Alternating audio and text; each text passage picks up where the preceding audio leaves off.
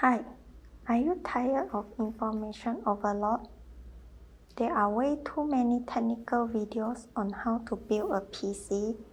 It looks harder than it really is.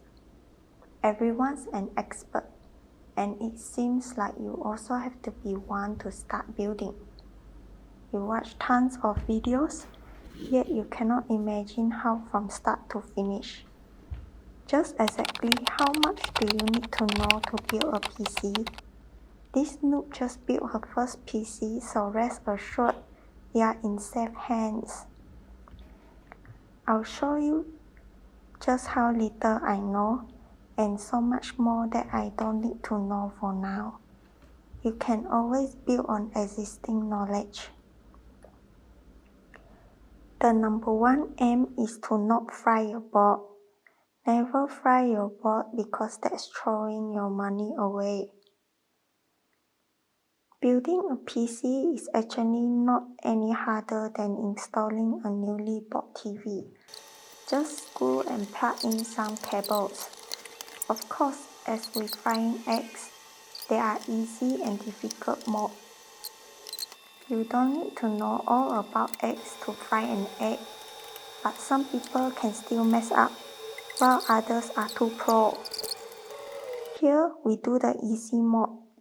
Easy means safe. Safe means no board frying. No board frying means no money lost. Before my first build, I didn't even know the difference between a CPU and GPU or the existence of CPU cooler. That's because I've always been a laptop user. So, first and foremost, let's quickly go through the basic PC components. Simply put, a CPU is for processing power that processes behind the scene. The processing generates heat, so the CPU has a CPU cooler. A GPU is for graphics that displays what you see. RAM is for temporary short-term memory, while SSD is the faster permanent storage than a HDD. A motherboard houses all of the above. Then you have fans and a power supply. All of these in the case of chassis. These are the models that I use. You don't see a standalone dedicated GPU because my CPU has integrated graphics, and I'm still waiting for the prices to come down. See the G here? It's AMD's way of telling you it has integrated graphics. Intel does it with the letter F to indicate no integrated graphics. Okay, there are just three phases: comparison, compatibility, and connection. Comparison. First ask yourself the questions: what am I going to use it for? Streaming, gaming, just watch video editing rig, machine learning. For my case, it's minor video editing rig. Then how much are you willing to spend on it? There are budget builds, less than 3,000 ringgit, mid-tier, about 5,000 ringgit, high-end, more than 10,000 ringgit, and enthusiast level, the bangsawan level.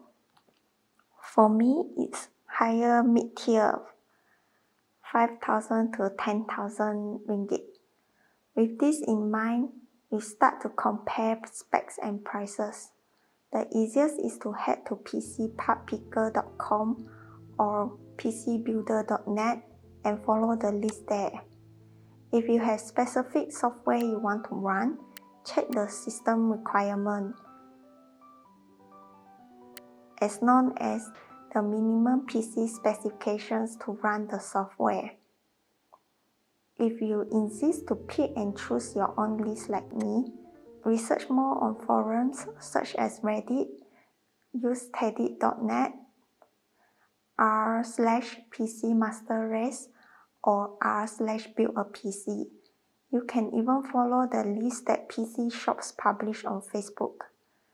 For example, type in best PC for video editing, best CPU, budget PC build, etc. You can also ask people for sanity check to make sure you're getting your money's worth or spot incompatibility, which is also our second phase, compatibility. Check that the CPU you choose is compatible with your mobile. Check that everything fits in the case you chose. Check that the length of your RAM sticks doesn't hinder your radiator. Check that your fans fit and have the correct number of fans. Check how many SSDs you can fit on your motherboard. Check that your chosen CPU cooler is enough for your use case. AMD versus Intel. To choose whichever is suitable for your use case, search for benchmarks to compare ranking. Sometimes it's better to just go for searches like is so and so good for video editing instead of numerical metrics. You can also compare how much of an upgrade you're doing on, say, userbenchmark.com to get an idea. I chose Ryzen 7 5700G because GPU prices are way too inflated. I've been waiting but just didn't want to wait anymore. Plus it's sufficient for my occasional video editing. I have been very patient waiting for the inflated prices to be back to normal. The situation delayed my build plan for 1.5 years, but I decided to go ahead anyway. I search for news on GPU every day for fun, but I now think I don't really need a GPU yet. I will outpatient this madness. If you intend to get a GPU, check that your CPU goes well with your GPU because there's no point getting expensive GPU when your CPU can't maximize its potential. This is what we call bottlenecking. The higher the better. There's such thing as dual channel, so pick 2 sticks of RAM, not 1 stick, although 1 stick works too. Anyway, just get 2 same sticks. Say 2 of 16 GB RAM sticks. Each has 32 GB RAM in total. Don't get 100 sticks. Usually 4 sticks maximum, 128 GB in total. This means 32 GB of 4 sticks totaling to 128 GB. There are DDR3, DDR4, DDR5. Check your CPU specs for what RAM it supports. DDR4 is faster than DDR3 and so on. DDR5 at this moment is still expensive. Don't confuse with latency, where the lower the value the better. For instance, C14 is better than C18. Let's talk about speed. 3600 MHz is better than 3000 MHz. Look at your motherboard manual. If you see mine, it can only support up to 3200 MHz. Only higher if I overclock. I got 3600 MHz because of the price and availability in Malaysia, and also a bit of a leeway if I have to overclock. I don't, but who knows. If you can, choose the faster SSD over HDD. Programs will boot much faster. If you plan to save more money to fit your use case, you may have to look into which type of SSD you should get, NVMe or SATA. For me, I just choose the fastest, no compromise NVMe Samsung 980 Pro 1TB, which some people may think is an overkill, but I have plans for it. I thought 1TB was enough for me, but now I want 2TB. Choose between AIO versus air cooler. My Ryzen 7 5700G CPU not only has integrated graphics, it also comes with a CPU cooler, RevStealth already included. However, I still bought one because I want the LCD screen. Aesthetic reason is a valid one. It's also better to have good cooling system. Self-justify. Always get a compatible motherboard for your CPU. You may wish to reuse your motherboard for other CPU when you upgrade your build. For AMD CPU, check the difference between B550, X570 boards, for example. Size of the motherboard, micro ATX, mini ATX, or ATX. My motherboard doesn't come with Wi-Fi and Bluetooth, but you can just stick the USB in. It's not a big deal. It's also good to get a motherboard that has a BIOS flash button, so you can update the BIOS of your motherboard without a CPU. For my motherboard, I can have 2 slots for SSD, but the result of a second SSD is that a few other PCIe LANs won't work. If you know what you want, you can check the ports, how many HDMI, USB ports you want, and how fast. For me, I just grab one on sale based on reputation. Determine how many fans you need. It is recommended that the number of intake fans is equal to exhaust fans. Make sure you have neutral airflow to prevent dust build-up. Then place the intake and exhaust fans properly to ensure neutral pressure. This we will test with a tissue paper or any light sheet that can indicate wind direction. PSU or power supply unit supplies power to your build. Don't chip out because if it blows, your entire build is damaged, unless you're fortunate to salvage some. If you want silent build, get a higher watt PSU so the fans won't spin as much, thereby reducing noise. I may also want to add GPU in the future, and the recent GPUs released are power hungry. I hope to be able to reuse my PSU. Make sure all this fits your chosen case by checking the measurements. However, this can be difficult because you can't guarantee everything really fits. The safe way is again, refer to other people's builds that have been proven to be working well. These are my specs for my first build. When making decisions, some common reasons are use case, future-proof, upgradability, aesthetics, availability, price. Only you know what you want. After choosing your specs, it's time to order. For US, it's usually Amazon, Newegg, eBay, but for me who lives on an island, it's Lazada, Shopee, Amazon. I not only check the prices outside, but I ordered most online and wait for sale. You can compare the price you pay against the MSRP, manufacturer's suggested retail price. Usually case and PSU are heavier, so shipping is more expensive. I ordered my Samsung 980 Pro SSD from overseas because the price in Malaysia is too much. My biggest mistake is ordering my white Corsair RM850X PSU. I had to wait 2 months plus, so I got a black RM850 because it's cheaper. The difference? The former uses Japanese capacitors, the latter Taiwanese capacitors. In the end, it's just not worth it to do a white build for me because the motherboard is already black. If I just change the RGB, I can have blue build today and rainbow build tomorrow. Prepare beforehand. Electrostatic shock. You can use gloves, but for me, I just discharge myself by holding any metal objects, such as doorknobs, before I touch my PC. Magnetic screwdriver. You'll see later why. Spoiler alert, it's for motherboard screws. Spanner. Case screws too tight for me, but in many cases unnecessary. Cable or twisted ties. Unnecessary because Corsair case already provides some. It's for cable management. Next up, 2 USB flash drives.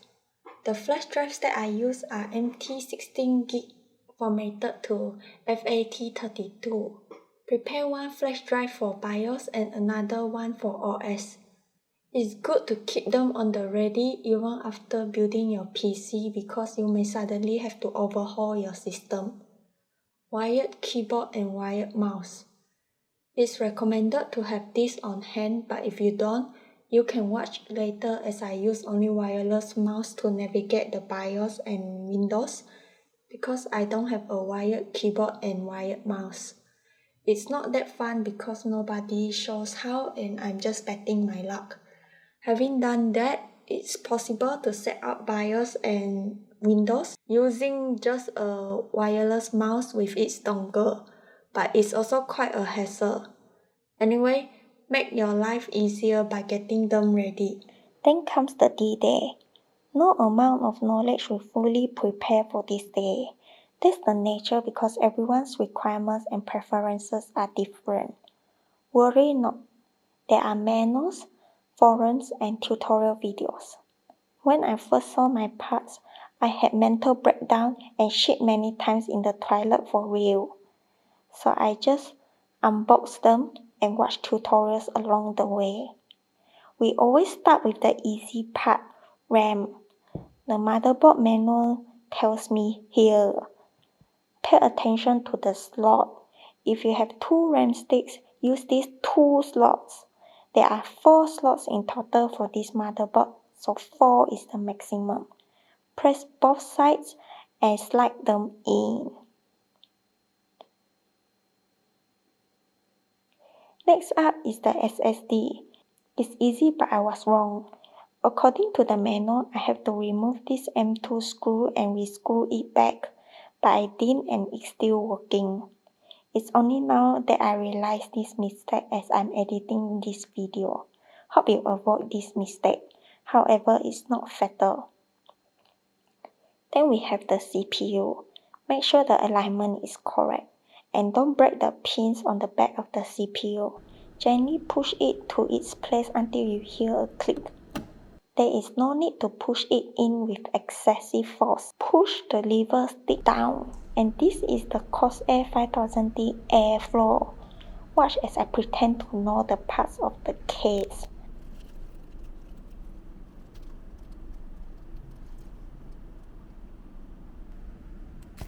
Tempered glass side panel.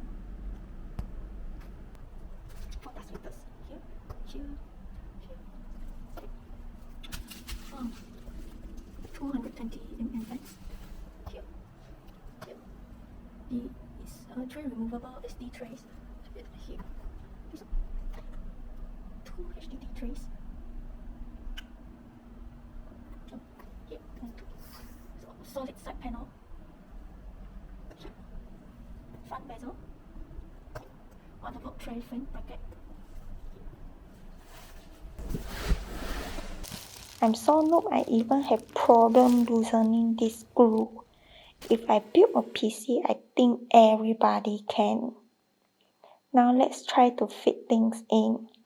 My oversight here is installing the CPU cooler's radiator first before motherboard, but the mistake is reversible. Another oversight is not having a magnetic screwdriver, but it's okay. A few screws will keep the motherboard in place. So these screws are provided with the case Corsair 5000D airflow. Use these screws to hold your motherboard in place. These are my Arctic 0dB 120mm fans. I ordered 5 but I actually only need 4. 1 for spare. I placed the fans wrongly at first. Tutorials that I watched tell me that typically the logo faces the front for intact fans. It's a new model, so there's no step-by-step tutorial for this one. I had to refer to the manual online on Arctic website. The power cables of these Arctic fans can be connected to the Corsair Commander Hub that also controls the power and RGB of the Corsair radiator. This is how you connect them. You can't go wrong on this one because there's a barrier and it can only fit exactly.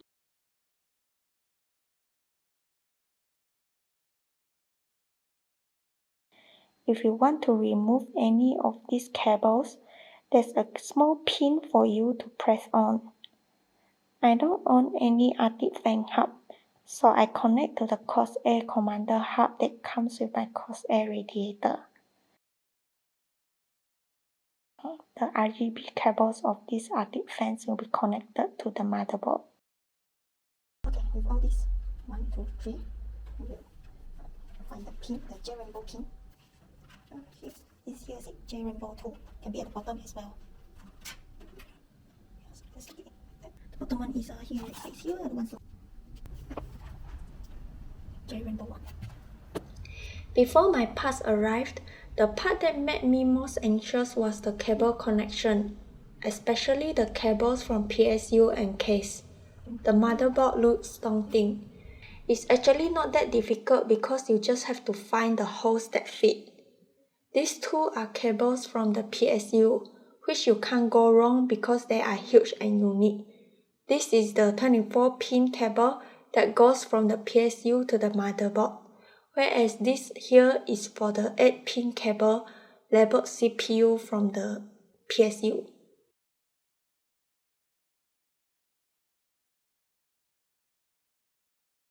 For these small case cables, power switch, power LED positive, power LED negative, reset switch, refer to the manual.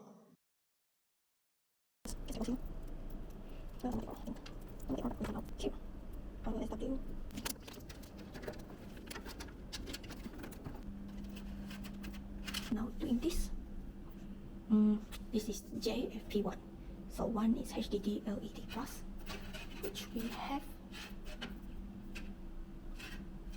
No, we don't. We have power LED plus positive and negative, which it says here is on pin 2 and 4. So pin 2, 1, 2, 3, 4, 2 and 4. So pin 2 is positive. It's the positive one. Okay, 2 and 4 done. Then next 6 and 8.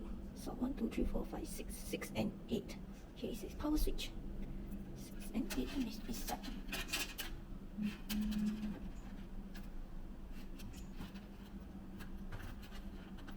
So the reset here is at the bottom of power switch.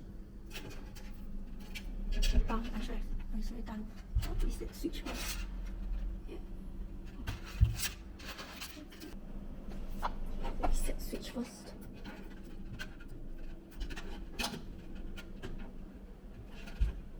Then do power switch. Top of reset switch. Okay, I'm done. Then connect the audio cable from the case to JAUD1. There's only 9 pins, and this has 9 as well.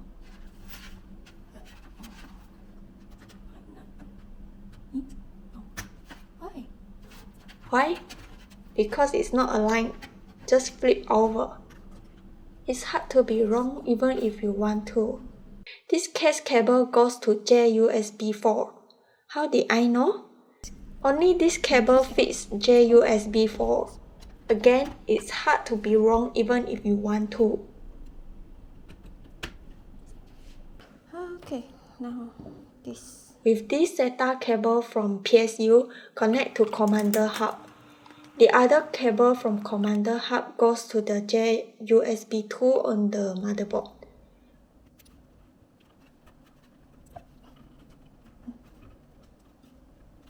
To fit in the Corsair RM850, take out the HDD case. There's very little space left on top of this PSU. Corsair H100i LCD. This last part had me almost ruin the thermal paste due to a very minor detail on the size of the screw. This very minor detail almost caused a disaster. Although the ends of this screw look identical, one side is actually bigger than the other, so the bigger one goes in first. Yeah, so I better do it again. Here, do it like that. The Corsair H100i LCD cable goes to CPU fan 1 on the motherboard.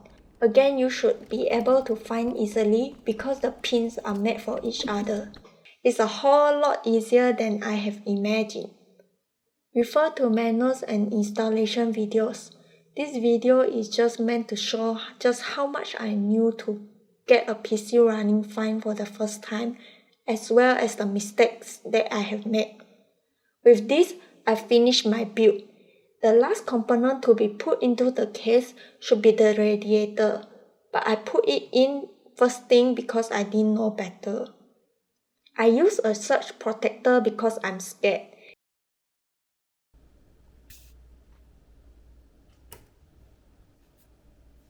Nothing.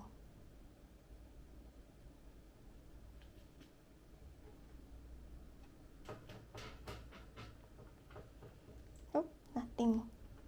It turns out that I forgot to press the power button. Time to turn on. Yeah.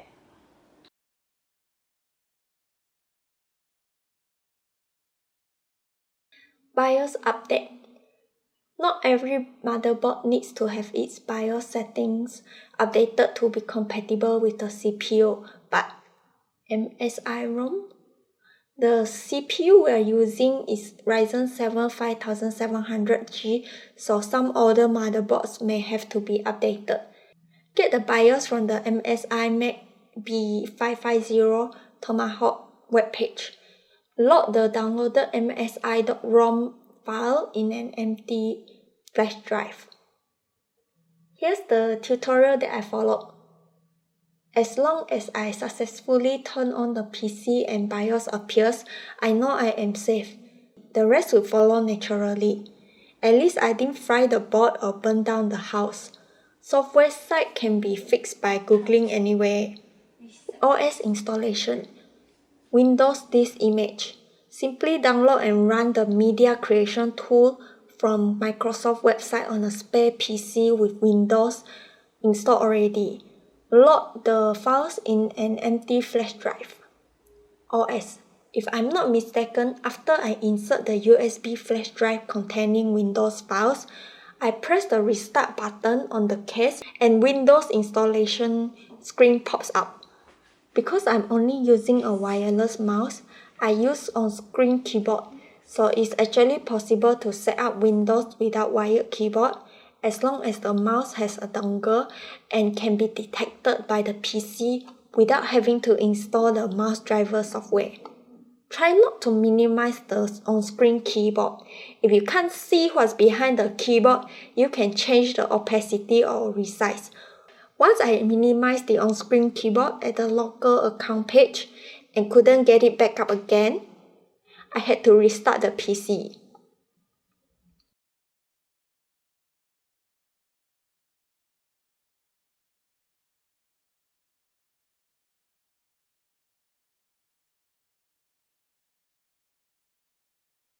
Install AMD Ryzen Master Corsair iCUE MSI Center for hardware monitoring and RGB light control. From these desktop apps, monitor your temperatures. Watch out if your CPU reaches 90 degrees Celsius. Usually PC building tutorials stop at this stage, but I have a bit more I want to cover. Which is quite straightforward to install AMD Ryzen Master and Corsair iCUE. Installing MSI Center brought me straight to Microsoft App Store page. After searching left and right, the answer is straight in front of me. The workaround here is to download straight from the motherboard page as shown. The problem doesn't end here. Turns out that MSI Center wouldn't work without the internet connection, so I will have to set up the Wi-Fi before continuing. No internet connection. No internet connection. So I proceed to set up my TP-Link Wi-Fi and Bluetooth. It's pretty straightforward. Won't end up frying the board at this point. TP-Link Download Center.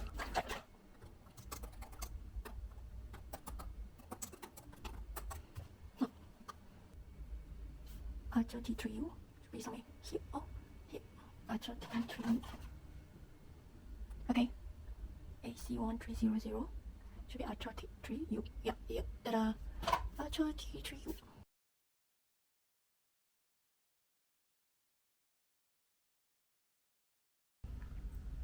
Try to extract all first.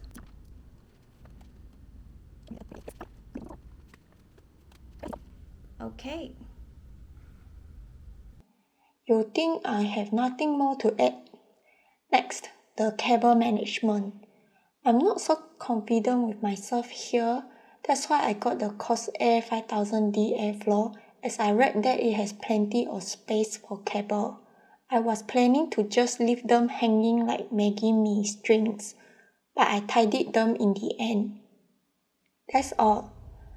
Thank you for bearing with my boring video. Forgive me if I convey the wrong information, as I am only learning. You can leave a comment if you have something to add so we can all learn. Thank you, and I wish you success in your build. Remember to not fry your board.